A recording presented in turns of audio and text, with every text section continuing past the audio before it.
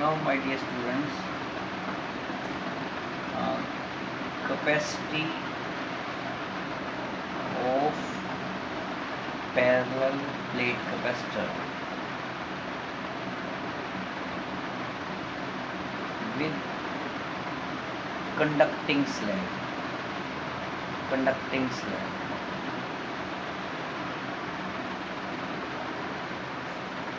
आपने इससे पहले आर्टिकल में स्टडी किया कि ये दो प्लेट्स हैं कैपेसिटर की और डिस्टेंस d है इनके बीच का, एरिया a है और आपने इसको कनेक्ट कर दिया और वैक्यूम है इनके बीच में। तो capacity of the capacitor for free space mean vacuum epsilon not a by d. Very interesting thing. And I want to tell you एक मैंने आपको बताया था 1 फैरेड बहुत बड़ी अमाउंट है कैपेसिटी की। अगर आप 1 फैरेड का कैपेसिटर बनाते हैं और 2 प्लेट है आपके पास और आपको एरिया फाइंड आउट करना हो प्लेट्स का, तो let me try to find out area. This area is given by area of plates is given by C0 D by epsilon naught। और वो जो 2 प्लेट्स हैं जिनका आप एरिया फाइंड आउट करने वाले हैं तो उनके बीच का डिस्टेंस 1 मीटर मान लें आप। तो 1 मीटर आप पुट कर दें D की जगह। तो C0 तो हो गया 1 फैरेड, डिस्टेंस ये 1 मीटर हो गया प्लेट्स के बीच का, और एप्सिलॉन नॉट की वैल्यू है 8.85 10⁻⁻12। आप इसको सोल्व कर लें, 10⁻12 ऊपर चला गया, ये एरिया है। और आप इस 8.85 जो कि आपका है, दिस इज़ 1/8.85, इस 10 की पावर 12 को आप ऐसे भी लिख सकते हैं, 100 आगे करने इसको, 100/8.85 और 10⁻10 रह गया। 100 को आप 8.85 से डिवाइड कर दें तो लगभग ये 11 पे कैंसिल हो जाता है, 11, और ये एरिया आ गया। अगर आपकी ये स्केयर फॉर्म है, स्केयर है, सपोज करो इसकी साइड एक ए है और ये स्केयर फॉर्म है, तो आप लिख सकते हो ए स्केयर, साइड का स्केयर इक्वल टू दिस। तो एक साइड क्या आ जाएगी, जो 11 × 10⁻10 इसका रूट आप ले लेंगे, तो ए 11 का रूट नियर अबाउट 3.5 ले लें, 10 की पावर 10 का रूट आप ले लें 10⁻5, और आप इसको सोल्व करें, ये मीटर में आएगा, आप इसको सोल्व कर सकते हैं। 3.5 × 10⁻2 × 10⁻3 मीटर, इसको 5 को आपने इस तरह से चेंज किया है, तो ये आपका क्या बन गया, 3.5 × 100 350, 10⁻3 मीटर क्या हो गया, किलोमीटर। तो आप ये देखिए कि जो ये आपकी 2 प्लेट्स हैं जिनके बीच का डिस्टेंस 1 मीटर है और आप 1 फैरेड का कैपेसिटर बनाते हैं, तो इसका एरिया से आपने एक साइड निकाली और इसकी एक साइड की लंबाई, चौड़ाई भी उतनी होएगी, उसकी जो 2 साइड हैं अगर स्केयर फॉर्म में, तो एक साइड कितनी आई, 350 kilometre. My dear students, you are in Maham, और मैम से आप देखिए 350 किलोमीटर डिस्टेंस कितना हो जाता है।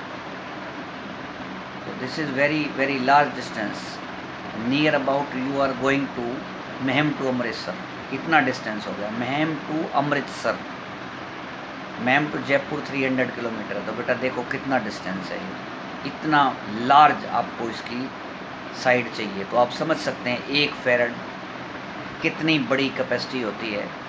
दो प्लेट्स हों आपके बीच, 1 मीटर का डिस्टेंस हो, वैक्यूम हो, तो आपको उस प्लेट की लेंथ और ब्रेड्थ की ये डायमेंशन रखने पड़ेंगे, उतनी लेंथ उतनी ब्रेड्थ, तो it's very large. Now my topic is not that, my topic is आप इन दो प्लेट्स के बीच में, अभी वैक्यूम है, इसके बीच में आप कंडक्टिंग स्लैब रखते हैं। लेट मी टेल यू, ये आपका पैरेलल प्लेट्स कैपेसिटर हो गया, एक पे पॉजिटिव प्लेट होगी और एक ये नेगेटिव प्लेट होगी। आपने इसके बीच में ये एक कंडक्टिंग स्लैब लग दी। This is basically conductor, conducting slab, ये कंडक्टर है और इसकी थिकनेस आपने टी मान ली है। और इन प्लेट्स के बीच का डिस्टेंस क्या है, डी, जैसा आपने एज्यूम किया था यहाँ पे। इनका एरिया क्या माना है प्लेट्स का, ए। अगर आपका ये प्लेट, ये बीच में कंडक्टिंग स्लैब ना होती तो आपकी कैपेसिटी ये दी जाती, C0 is equal to epsilon not A by D. Very interesting thing. अब इनसाइड तो कोई आपकी फील्ड तो है, बाहरी फील्ड है।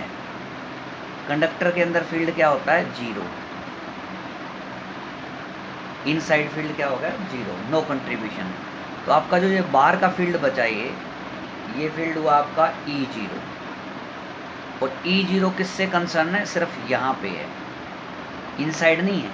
यहाँ तो जो इलेक्ट्रिक फील्ड था वो E0 फील्ड जो था वो इनसाइड पूरे में था। यहाँ तो यहाँ क्या है, सिर्फ जो लेंथ D माइनस टी है, टोटल लेंथ तो D है, थिकनेस को हटा दो तो ये एरिया बच गया, ये। तो D माइनस, जो इलेक्ट्रिक फील्ड का कंट्रीब्यूशन है वो कहाँ पे है, D माइनस टी। और आप पोटेंशियल ग्रेडियंट का फार्मूला जानते हैं, मैं यहाँ लिख देता हूँ, potential gradient. Potential gradient basically potential को बोलते हैं, potential by distance V, distance कौन सा, D minus T, is equal to electric field E0। क्योंकि पोटेंशियल ग्रेडियंट क्या होता है, electric field, so simple, electric field is given by V by D. और यहाँ पे क्या हो जाएगा, E0 V by D minus T. तो यहाँ से पोटेंशियल क्या आ गया, V इक्वल टू E0 और ये क्या हो जाएगा, D माइनस टी। और बड़ी इंटरेस्टिंग बात आपने पढ़ रखी है कि अगर आपके पास चार्ज डेंसिटी सिग्मा हो, electric field is given by E0 sigma bye epsilon not, sigma bye epsilon not. और सिग्मा क्या होता है, sigma surface charge density, charge by area.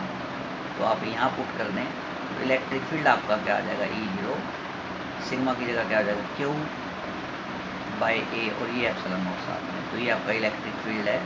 और इस इलेक्ट्रिक फील्ड की वैल्यू यहाँ रख दे तो V क्या हो जाएगा, Q एप्सिलॉन नॉट ए, और ये क्या हो गया, D माइनस टी।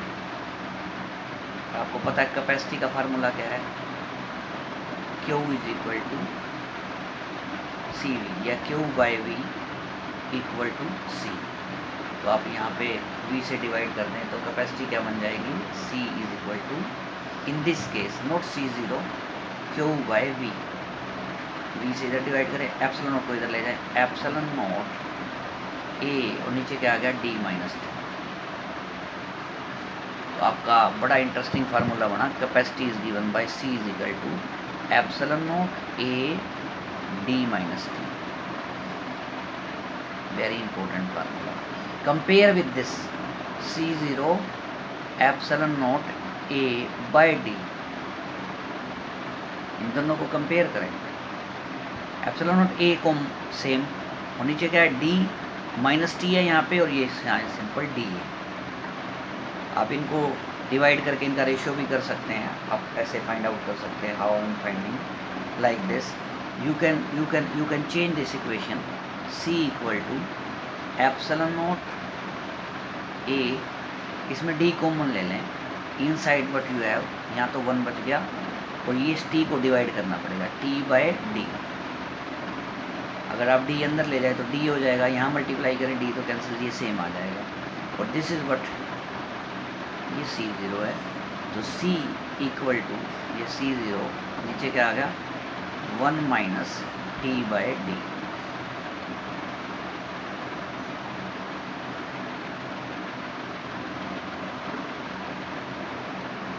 ये जो नीचे का फैक्टर है ये लेस देन 1 है। This clearly indicate this implies C capacity always greater than C0 means capacity increases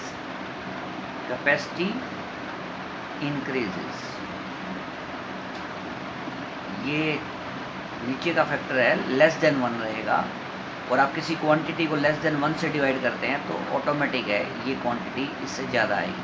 तो ये क्लियरली इंडिकेट कर रही है इक्वेशन कि कैपेसिटी जो है वो C0 से ज़्यादा हो। और अगर आपकी पूरी की पूरी ये स्लैब थिकनेस D के इक्वल हो जाए, T इक्वल टू D हो जाए, तो आप यहाँ पुट कर दें तो ये 1 हो जाएगा, 1 माइनस 1 0, तो it means C by C0 ये D के इक्वल हो जाएगा, D से D कैंसिल मीन्स 0 हो जाएगा, तो C by C0 by 0। This clearly indicates capacity infinite हो जाएगी। अगर आप इन दोनों प्लेट्स के बीच में ये जो कंडक्टिंग स्लैब फुल भर दें तो आपका जितना चार्ज आप चाहो इस पे स्टोर कर सकते हो, तो कैपेसिटी इनफाइनाइट हो जाएगी। This is what I want to say. Now I want to tell you very another interesting thing कि ये जो पैरेलल प्लेट कैपेसिटर है आपके पास,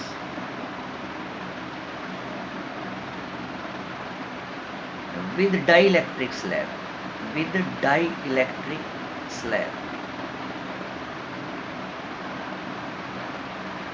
like this। ये आपके पास दो प्लेट्स हो गई, बीच में ये आपकी ये पॉजिटिव प्लेट है, ये नेगेटिव प्लेट है, ये डाइलेक्ट्रिक स्लैब है, डाइलेक्ट्रिक, जिसका डाइलेक्ट्रिक कांस्टेंट K है और इसकी थिकनेस आपने D ज़ूम कर ली है और ये प्लेट्स के बीच का डिस्टेंस D है। याद रखना जो ये स्पेस बच गया, इस स्पेस में जो फील्ड का कंट्रीब्यूशन है वो है E0 और अंदर एक फील्ड और डेवलप हो जाएगा क्योंकि ये डाइलेक्ट्रिक है, this is polarised field EP। तो आपका नेट फील्ड रिमेनिंग फील्ड जो बचता है E that is given by E0 minus EP। जो हम पहले कंट्रीब्यूशन यहाँ पे E0 मान रहे थे वो E0 ना रह के कंट्रीब्यूशन रहेगा E का, और E0 क्या हो जाए, E क्या होगा, जो हमने फील्ड अप्लाई किया था E0 उसमें ये EP लेस कर दोगे तो ये जो रिमेनिंग पार्ट बच गया that remaining part is D minus T। इसमें जो कंट्रीब्यूशन रहेगा वो इलेक्ट्रिक फील्ड E का रहेगा, जैसे नेट इलेक्ट्रिक फील्ड नेट, क्योंकि डाइलेक्ट्रिक कंडक्टर था तो कोई फील्ड नहीं था अंदर, अब क्योंकि इंसुलेटर है तो फील्ड अंदर डेवलप होगा, पोलराइज फील्ड EP बोलेंगे, तो नेट फील्ड ये रहेगा। तो एक बहुत इंपॉर्टेंट रिलेशन है I want to tell you dielectric constant का, that is given by E0 by E।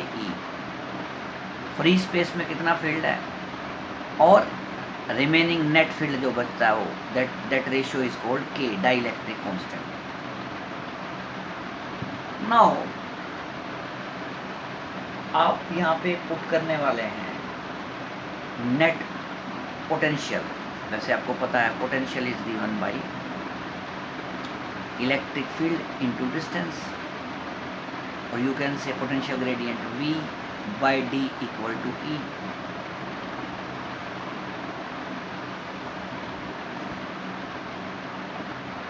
अब इस D माइनस T जो स्पेस है यहाँ पे तो कंट्रीब्यूशन रहेगा E0 का क्योंकि फ्री स्पेस है, जो ये E है नेट फील्ड इसका कंट्रीब्यूशन रहेगा अंदर थिकनेस T के साथ, ये जो डाइलेक्ट्रिक स्लैब के साथ। तो आपका इलेक्ट्रिक फील्ड दो हिस्सों में टूट गया, एक तो आपका कंट्रीब्यूशन रहा E0 का किसके साथ, ये फ्री स्पेस के साथ, d minus T, very interesting. Plus अब ये जो बच गया t, अगर कंडक्टर स्लैब था, कंडक्टर था वो, तो वहाँ तो कंट्रीब्यूशन नहीं था, लेकिन यहाँ क्योंकि ये डाइलेक्ट्रिक है तो इसके साथ कंट्रीब्यूशन होगा, तो नेट फील्ड क्या हो जाएगा, E इंटू टी। याद रखना इलेक्ट्रिक फील्ड को डिस्टेंस से मल्टीप्लाई करना है, पोटेंशियल आ जाता है। तो पोटेंशियल, जो पोटेंशियल यहाँ पे दिया जाएगा वो क्या हो जाएगा, एक तो फ्री स्पेस के लिए इलेक्ट्रिक फील्ड इंटू डिस्टेंस, और थिकनेस के लिए electric field net into thickness. ये सिमिलरली जैसे आपने यहाँ पुट किया था V पोटेंशियल E0 बार पे d माइनस टी प्लस, क्योंकि कंडक्टिंग स्लैब है यहाँ कंट्रीब्यूशन है नहीं तो इसलिए 0 हो गया था। ये इक्वेशन और ये इक्वेशन अगर आप इन दोनों को देख लें, this one and this one, check it out, V E0 d minus T, वहाँ 0 है क्योंकि वहाँ आपकी एक कंडक्टिंग स्लैब है, और यहाँ पे ये T थिकनेस इंट्रोड्यूस की है क्योंकि यहाँ है डाइलेक्ट्रिक स्लैब है, तो इतना ही फ़र्क है। और आप इस E की वैल्यू को रख सकते हैं यहाँ से, E is given by E0 by K, आप पुट कर दें यहाँ पे, तो V potential is equal to E0 d minus T plus इसकी जगह क्या लिखेंगे, E0 by K into T. What you have here, V E0 common, आपका यहाँ क्या बच जाएगा, d minus T plus T by K, और आप इस इलेक्ट्रिक फील्ड की वैल्यू यहाँ से रखते हैं, check it out what I am writing here, this E0 is equal to Q A by epsilon not, यहाँ पे पुट कर दें Q A by epsilon not, this is what T minus T plus T by this is V, then V by Q, C capacity is given by Q by V, Q by V, तो ये क्या हो जाएगा, epsilon not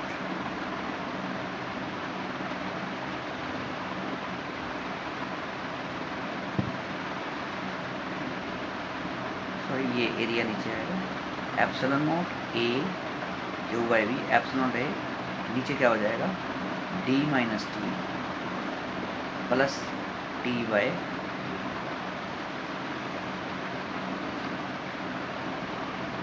एक बार आप तीनों format को देख लें, ये तीनों इक्वेशन आपके साथ हैं। ये फ्री स्पेस के लिए C0 epsilon not A by D only, this is C with conducting slab, epsilon not A D minus T, T क्या है, थिकनेस ऑफ कंडक्टिंग स्लैब। और इस इक्वेशन को भी देख लें, C Q by V epsilon not A D minus T, यहाँ भी D माइनस टी है, यहाँ खाली D था, यहाँ D माइनस टी है, और यहाँ D माइनस टी, एक फैक्टर और ऐड T प्लस के, तीनों को मैं यहाँ एक बार आपके लिए लिख देता हूँ। For free space capacity is given by epsilon not A by D, very interesting. For conducting slab epsilon not A D minus T, T thickness होगी। For dielectric slab it is given by epsilon not A D minus T plus एक factor और आ जाएगा T by K dielectric constant, T thickness of dielectric slab, यहाँ पे T thickness of conducting slab, check it out, C0 epsilon not A by D, C epsilon not A D minus T, C epsilon A D minus T, यहाँ तक common हो गया, यहाँ पे minus less कर दिया, T आ गया, इसके बाद माइनस टी, यहाँ पे एक फैक्टर और कर दें प्लस T बाई के। Thank you.